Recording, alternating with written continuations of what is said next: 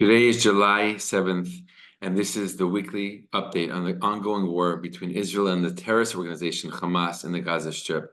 Today is 9 months since this war began with a vicious and violent, barbaric attack by thousands of Hamas terrorists flooding into southern Israel and attacking communities, killing and doing horrible things to Israeli citizens, taking over 200 Israelis hostage.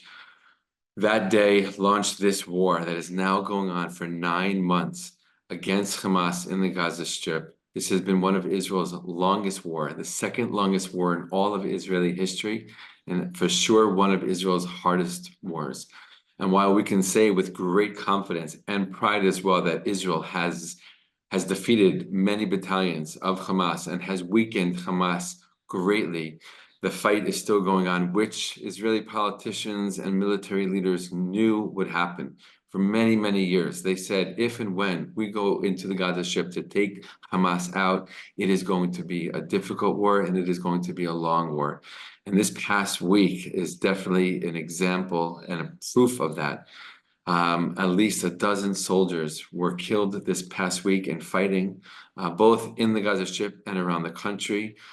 The fighting is intense, the fighting is fierce, but thank God our soldiers are strong and they are brave. And they, even after 9 long months of fighting, they continue to fight with incredible courage and incredible bravery and incredible success, right? Don't get me wrong or anyone wrong. Even though this war is still going on, this has been a tremendous military success for Israel. And again, Israel knew that it would take a long time to take Hamas out of power. And again, Hamas has been greatly weakened in the Gaza Strip, which is obviously a good thing, but Israel is fighting this war until the end. Like, again, political and military leaders said would be the goal of this war, that it would only end when Hamas is defeated and out of power in the Gaza Strip.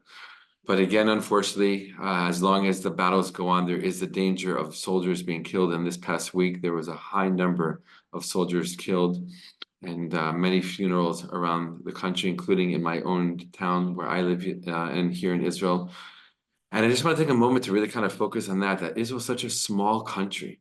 I mean, everybody knows somebody, either knows somebody or knows somebody who knows somebody who has been greatly and directly affected by this war. Right? So many people, if not everyone, has attended multiple funerals since October 7th of either victims of October 7th itself, from the communities along the Gaza Strip or the Nova Music Festival, or soldiers who have fell in battle.